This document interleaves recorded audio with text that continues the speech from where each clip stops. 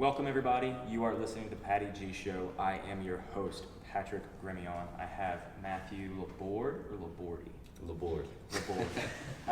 I have Matthew Laborde of Elifin Realty on. We are in their downtown complex here in Baton Rouge, Louisiana. Yes. And so, Matthew, thank you so very much for coming on the show. Thanks for coming here. I appreciate it. It's a very cool building you've got here. Thank you, man. I just noticed the ceiling now, so that's really adds a little different element. But so we're here to discuss Elifin. So what is Elifin Realty? Elifin is a commercial real estate brokerage firm based here in Baton Rouge, Louisiana. And so we serve the whole Baton Rouge MSA and really South Louisiana in general. Okay. So what makes you, I guess, different from the rest of them? I mean, I see your signs all over Baton Rouge. Like, how are you going about? Like, what's your tactic for going out and getting those properties and then listing them? Yeah, I think it's hard work and it's our team approach. They're the two biggest differentiators. So we do a lot of cold calling. Okay. We make a lot of calls. Last year we made 10,012 calls. And we set up a lot of meetings and we're shaking a lot of hands, getting in front of people, and everybody in here works as a team. So we have a shared database, shared Rolodex. All the information is available to be found by any team member, which is very unique for a commercial real estate brokerage. Typically, since you're all independent contractors, typically the guy and the girl in the office next to each other is competing against each other. And it's a lot different atmosphere here. Okay. So how did you go about creating that atmosphere that's so different from everyone else? Yeah, just by bringing in really smart, talented people that see the big picture and see how that benefits them. And so if you have everybody with the same mindset, then it's easy to do and they realize the benefit of it. Right. Because then it's like you said, it's not your average commercial real estate firm where everybody's competing against each other. So how was it, sculpting that team? Like, was there, whenever they came to interview for the job position, did you have to kind of lay it out for them in the front, or was it kind of they picked up as they were learning here? I think people pretty much picked it up as they go. I mean, I think that's why they were attracted to Elifin in the first place. I think we met on LinkedIn, right? Right. I think. Yes. And so I put a lot out there on LinkedIn. Yes. And so every agent that works here, it's not like they submitted a resume or anything. It's like we met through other ways, or they approached me, and I think they did that because of what we were building here at Elifin. So they were attracted by what we were building, and so that made it really easy. Right. Well, you were building an attractive agency. I guess so. Well, because this is not your typical space or your typical agency for a real estate firm. Right. You've had this very entrepreneurial feel and vibe throughout the whole thing that you might get in like a Seattle or something. Maybe so. It's way outside of Baton Rouge comfort zone. Just from what I'm seeing here, is very similar to something on the coastline. Well, thank you. Yeah, I think we're doing something unique, so it's good. So why did you get into real estate? Why did I get into real estate? So in high school, I don't think I read one book in high school, except I had a teacher, an English teacher, that really wanted me to read something to get AR points. So throwback to the past. But she said, why don't you read a book about something you're interested in? I said, all right, well, I'm interested in business. And I ended up reading Donald Trump's Start of the Deal. Okay. So I'd read that. It's a good book if you haven't read it, and got interested in real estate and never looked back. Wow. Yeah. So, well, what drove you into real estate outside of just normal businesses? So the book is about real estate, right? And it's about developing and making deals, and so and owning property, and so I was attracted by that aspect of it.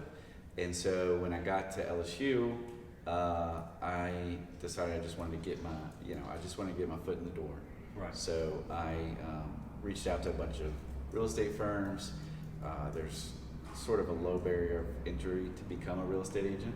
So I saw that as a good avenue to get started, and I went in that direction, and here I am. Very cool. So did you end up working for any of these firms, or did you just, look out there and say, oh, I can do this better by myself? Yeah. So I worked when I was going out looking for a job, I Right. went to 6 or so different firms, right? And I went there, I was 19, dressed in a tie, looked sharp, had my resume in hand, and I went to them and I said, look, I want to work for free. I'll do whatever you want me to do. I'll clean the toilets, I'll do whatever.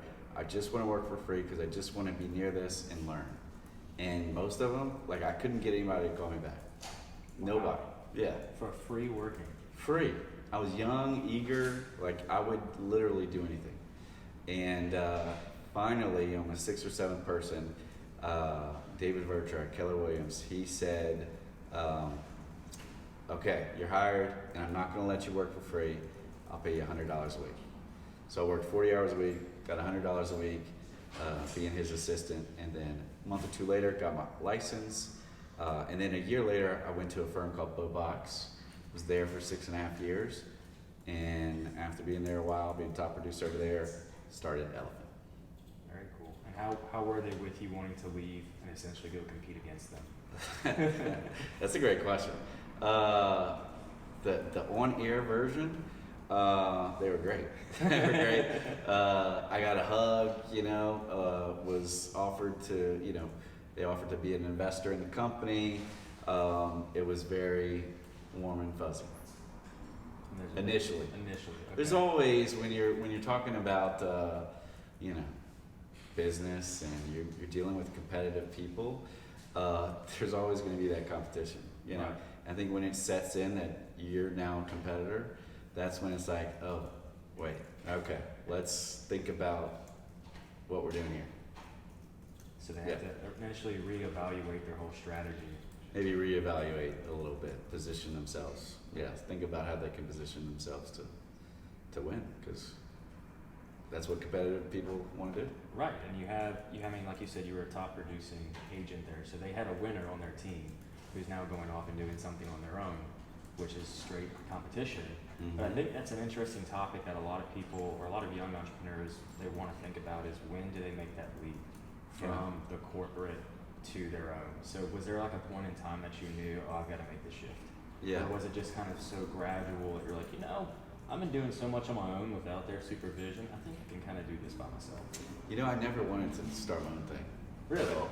Not at all. No. I was totally, there's a lot that goes into it. It's not the easiest thing in the world, Absolutely. I was really, I was at a great firm. It was with, some great people. I learned a ton from it. Really things set up for me. But there came a certain point where I felt like that not everybody was working, not everybody wanted me to be as successful as I wanted to be. And so when I found that to be the case, then I decided, look, it's time to make a change. Plus, a month before that, somebody took me to lunch and they said God told them to take me to lunch and tell me I need to start my own business. Wow. So that was pretty powerful. Yeah, that's divine intervention right That's there. right. That's right. Okay, so going from there, what was your first step? How did you get this started? I brainstormed a little bit, but I had a lady named Sue Miley, who is a business consulting coach, and it was just me, by myself, starting the business. So I had Sue, and I was able to at least bounce some ideas off of Sue, and get a lot of great feedback and things I never thought of before, and just really hone in on a business plan and strategy before I made the leap. Okay, so you did do the whole business plan, right? I did. It looks nothing like what actually happened, but yeah, I did put something together. Okay, so how many versions did you go through before you had the quote-unquote final version? I'm still getting to the final version, man. I love that. It's still being refined. Daily. Okay, so Elifin, where did the name come Elifin. from? So, goes to the business plan. So, right. The business plan was originally, Elifin would be not geographically focused, not a certain property type focused. We would be a client-focused specialist firm that is specializing in working for financial institutions. So our name, Elite, E-L-I, Financial, F-I-N, Realty, Elite Financial Realty, Elifin. That's where, and then about a year in, 9 months in, it switched to, no, we're actually just gonna focus on Baton Rouge for now, Baton Rouge MSA, all types of commercial real estate property for all types of clients, and that's our thing. Wow, so why Baton Rouge? Because why Baton Rouge for the firm? Yeah, like why, where are you, we'll back up and we'll get to that question. Yeah. Where are you initially from? Where'd you Lafayette. grow up? Lafayette. Okay. Lafayette. Mm-hmm. So, when'd you make the shift to Baton Rouge? For LSU. Okay. And Yeah. what attracted you to LSU? My friends were there. That was it. You know, I'm from Lafayette. I went to UL first semester. I wanted to get away, but I still went back pretty much every weekend. Checked on my mom, cut my grandparents' grass till I was 25, and so being away, being able to spread my wings a little bit, but not being too far. I couldn't get back home. Okay. So still within that kind of geographical circle Yeah. of the hometown. Yeah, but not to where if you go to the movies, your grandparents know about it, you know? Yeah. Or you see your cousin or something. Right. Okay. So what kind of kid were you growing up? I was a great kid.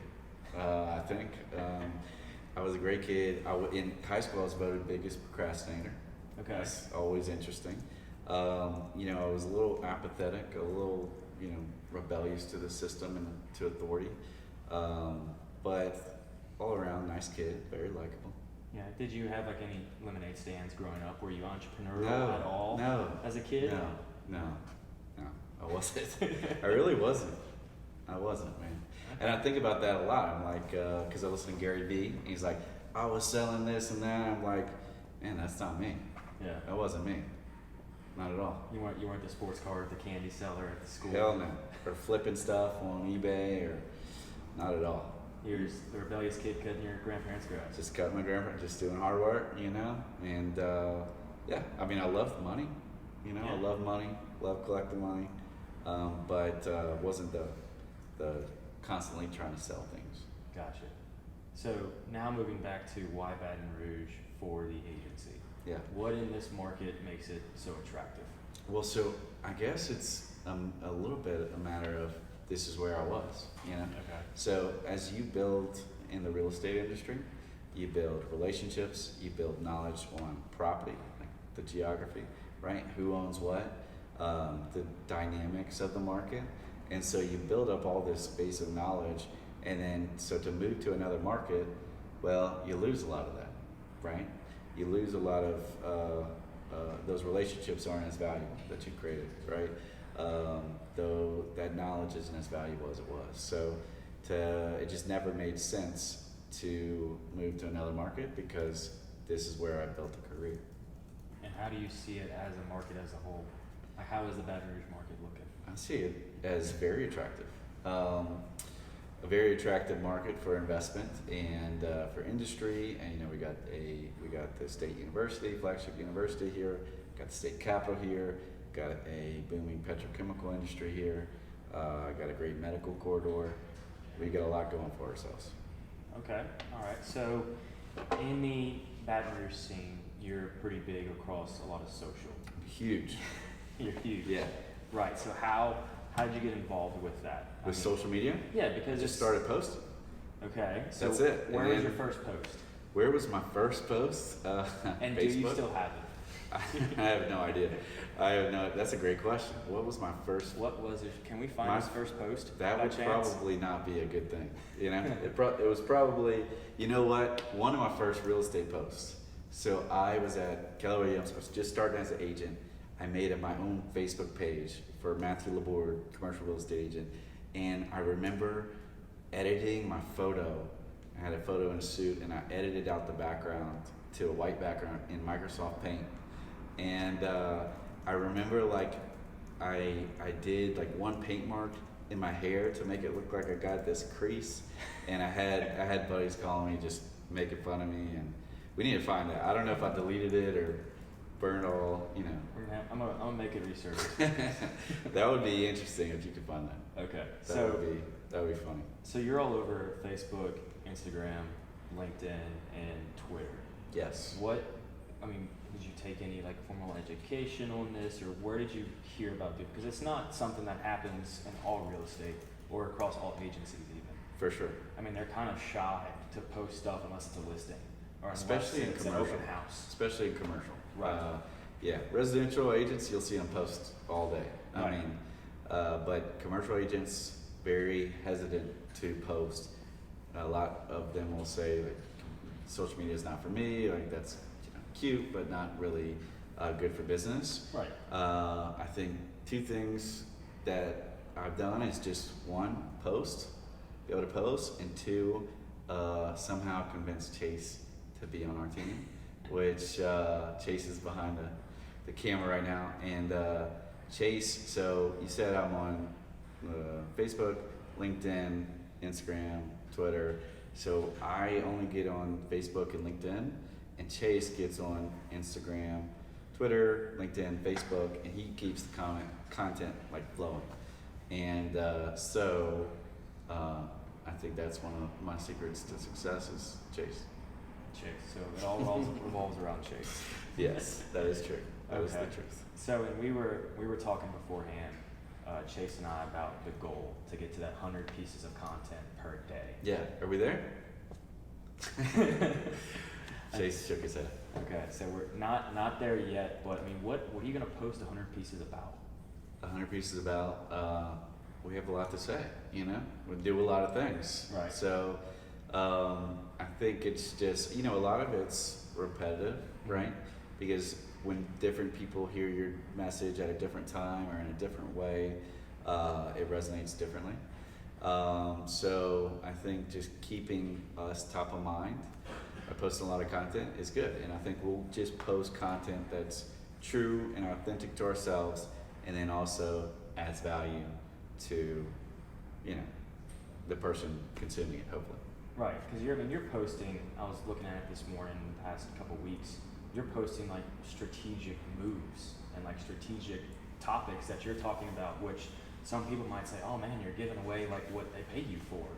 So do you see that the return on providing that so much information is not necessarily like taken away from you, but rather building your name up? Absolutely. It's about building our brand. Right. Yeah, it's been huge. We've gotten a ton of visibility, leads, prospects from our social media presence. So it's us being a younger firm. Mm-hmm. It's totally been one of our huge competitive advantages, that we embrace social media and are just beating it like a drum and getting results from it. Right. So do you see the results directly from your social? 100%. Yeah. Yeah. Okay. Yeah. A lot of it is, there's some directly from social, right? Someone said, you asked where you heard about Elifin from, and they said, I saw your Facebook post. That does happen. Most of it, though, is you're just top of mind for people. And so people end up calling you, referring you, whatever, because they're seeing your posts, they're seeing your activity, and when they're asked who, I'm opening a business, I need somebody to find me a new location. Well, they know, hey, you need to talk to these people at Elifin because they're doing some great things. Okay, so now it's the new age word of mouth almost for you. Yeah. Because people are seeing that. And so is there any platform you won't go on? No. Okay. So are you looking into TikTok and how that kind of could Jace is, yeah. Okay. Yeah. I haven't made the leap, but I've looked at it, but I haven't posted anything. Why not? Just because I'm focused on what I'm doing. Okay. Chase is all over it though. Chase has posted stuff. George has posted stuff. But yeah.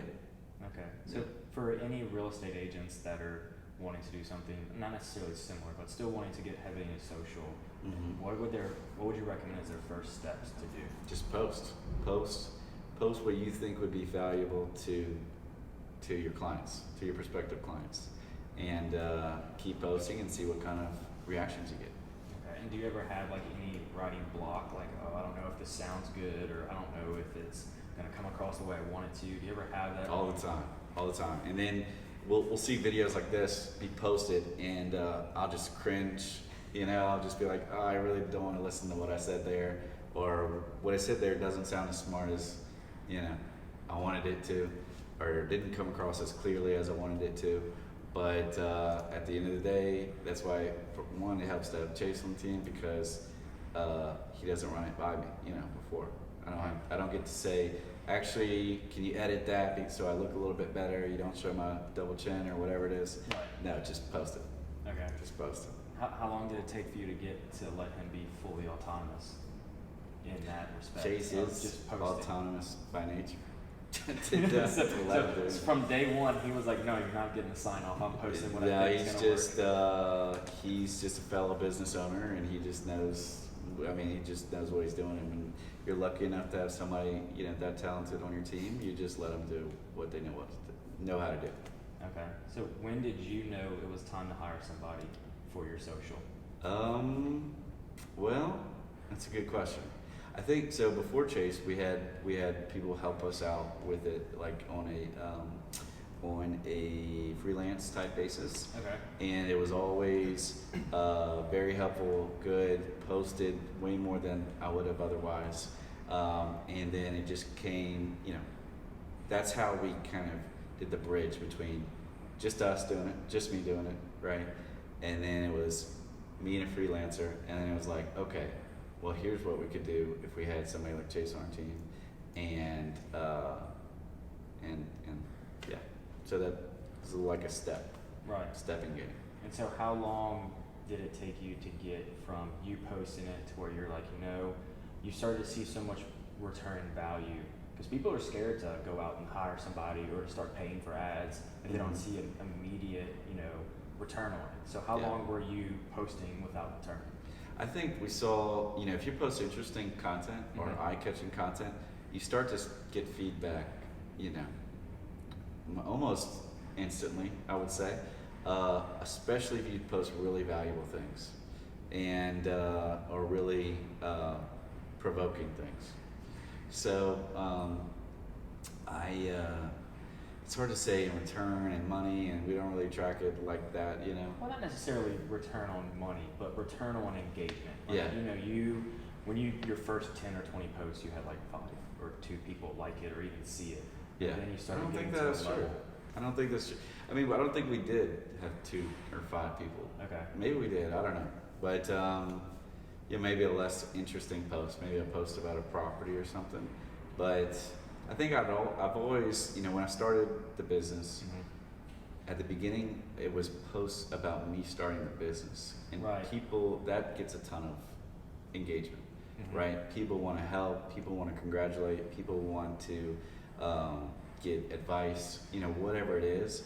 And so those posts, that's kind of what I played on a little bit in the beginning, is look, I'm Matthew, from Facebook, your Facebook friend, right? And I'm a 27-year-old starting a new business in a firm, in a field that's dominated by older owners. And so it was unique, and people were engaged from the get-go for, I think, that reason. Okay. And were they boosted from the get-go, or was it all just organic? Organic. Okay. Yeah. Well, that's awesome. Yeah.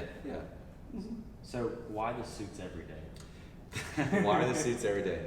I don't know if it's a complex that started because I was getting in the business at 19, but I just always felt like I needed to have the tie and everything to be taken seriously and to put myself in the best position to be brought in any room, right? It was a big thing when I worked at another firm that I was always dressed ready to go, because a lot of times, the boss man, right, would pull people into the meetings, and if you were dressed in a t-shirt and or dressed like you got your khakis, your Sperry's, and your polo shirt, well, you might not get pulled in on the meeting with the CEOs of you know, the local hospital system or whatever it is, right? Right. So you want to be dressed presentable so that that person calls on you. And I think that kind of got me into the routine. And then now it's just like putting on a uniform. You know, I wear the same suit 2 or 3 times in a week. You know, I just wear the same thing. And so going into this industry at 19, like you said, did you ever have that age block that people didn't take you seriously or they questioned what you did because of your age? Yeah, I think so. And I think, you know, I was just thinking about this today, that there was that block, but I was so hungry and aggressive. I was like a rabid dog, you know what I mean? I was like, I was able to break in only because I was so adamant and aggressive and persistent and to the point of being annoying about it. Right. To the point where you cannot ignore me, right?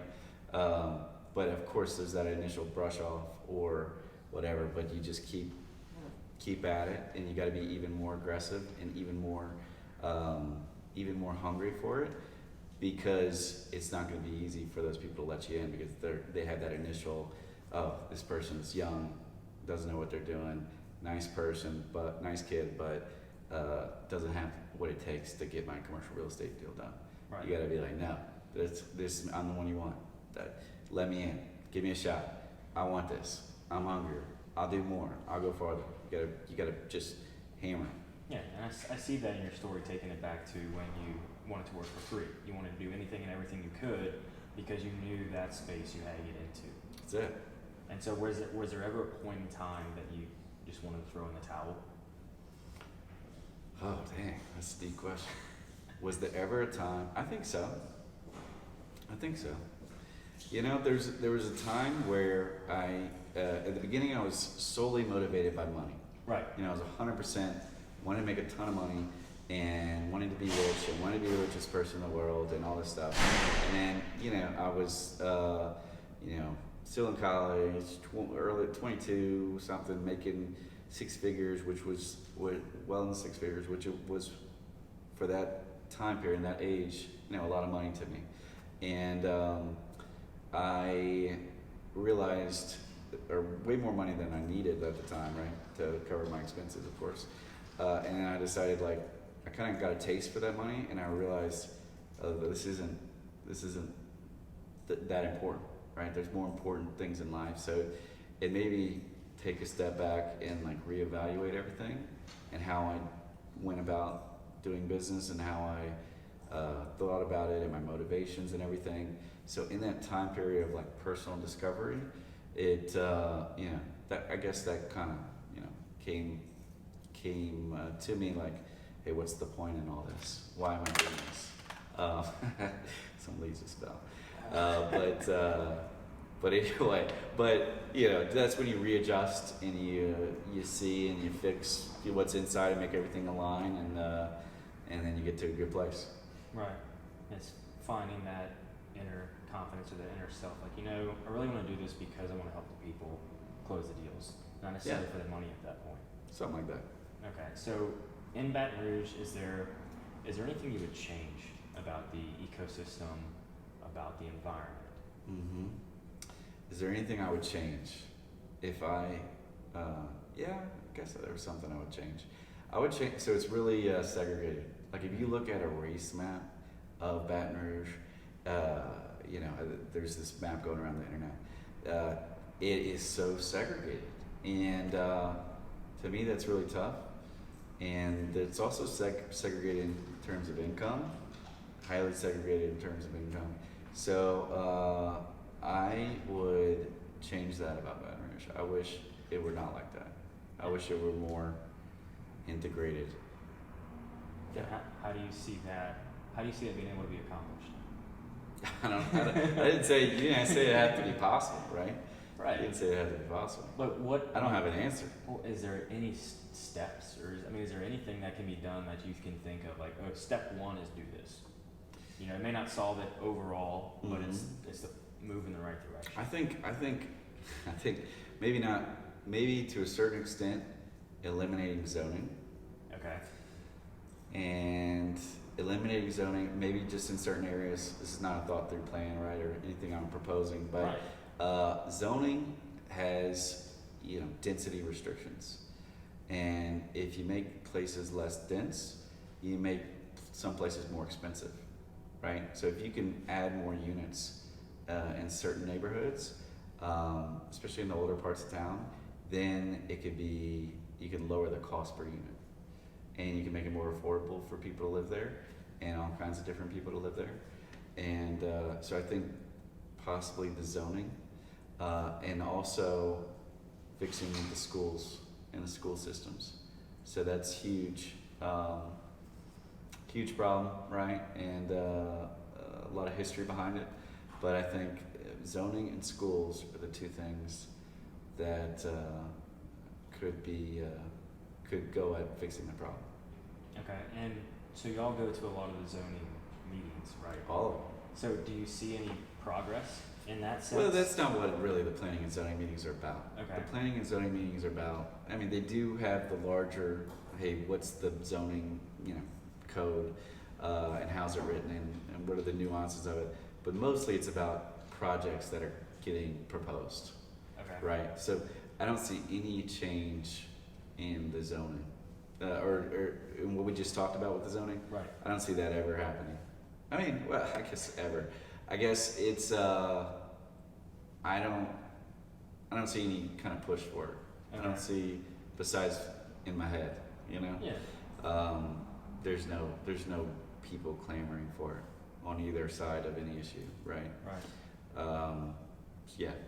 So it sounds like you got to be the one to do that. Perhaps this is the start.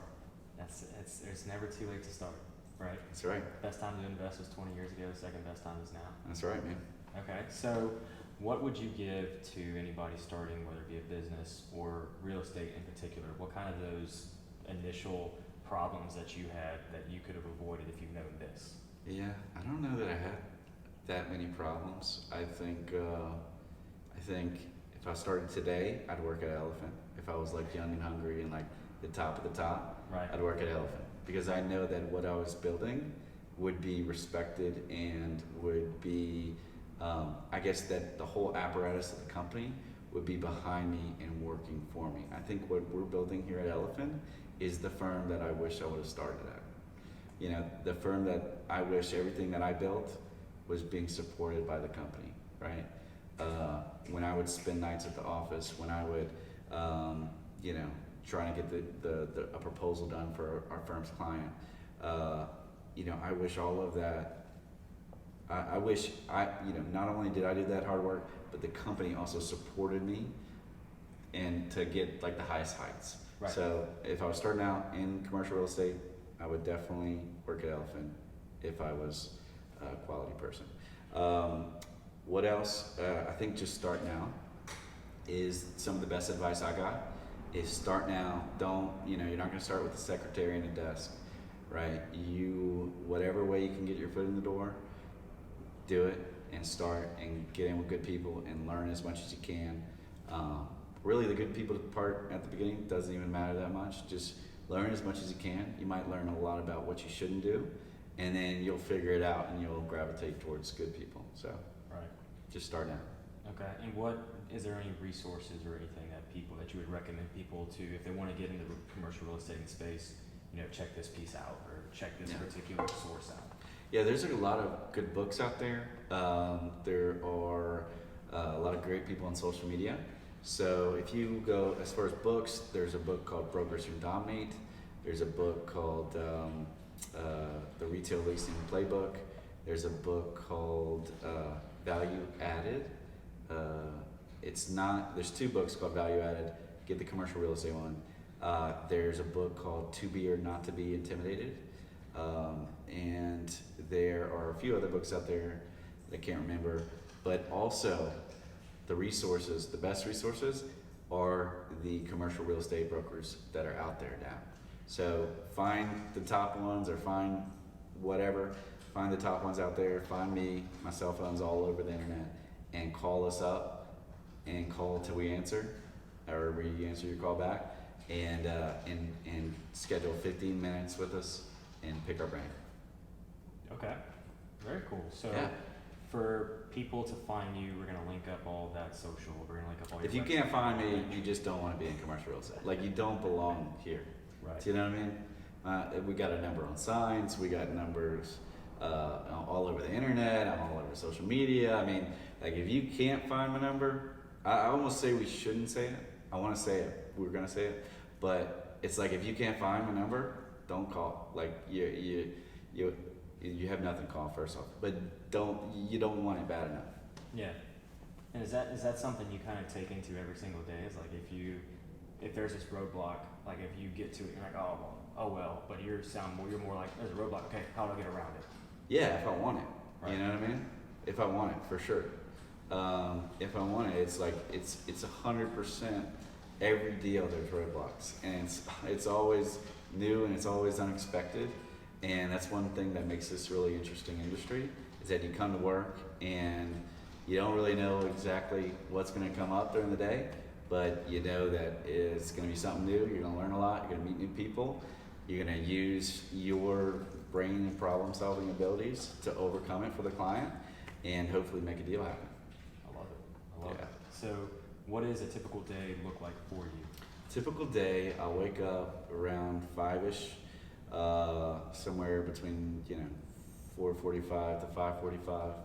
I will immediately take out my phone in bed, start looking at my phone, looking at emails. I'll check how many website visitors we had from the previous day.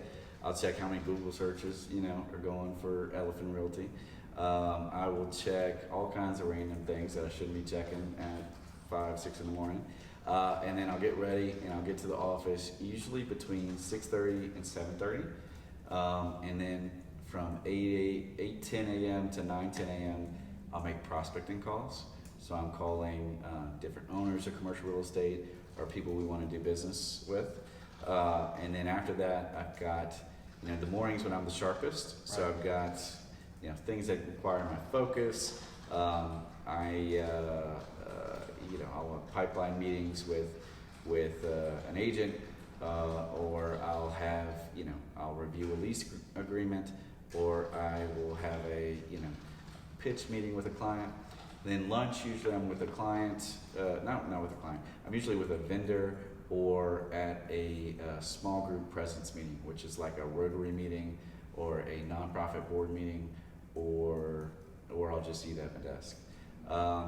Then after, usually in the afternoon is my slower meetings. It's people that want to buy something from me, or the person who wants 15 minutes to talk about what's it like in commercial real estate, or whatever doesn't require so much problem solving and all this stuff. I'll also be doing work on different things throughout the day. Then 5, 6 o'clock, I'll then usually go to an evening function, which might be a nonprofit board meeting, might be a networking meeting, might be a whole host of things, and then I'll go to sleep. Hopefully by 9, definitely by 10. I love it. Yeah. So from the time you wake up to the time you go to bed, you're running at it. We're getting it, for sure. Love it. Awesome. Yeah. So any last parting words for people listening? Parting words. I don't think so. No, I think we said everything I'm going to say. Perfect. Well, thank you, Matthew, so very much for coming on the show. Thanks for coming, man. I really appreciate your time very much, and I love what you're doing here, and I love following you and seeing what you're doing all around Baton Rouge. I appreciate it, man. So, it means a lot. Well, thank you, and don't ever slow down. All right, you either. So everybody listening, this is the Patty G Show. Thank you so very much for taking your time out of your busy day to listen to the show. And if you like the show, be sure to share, like, and subscribe to the podcast wherever you listen to podcasts. Thanks. All right, man. That's it. You're a good interviewer. Thank you.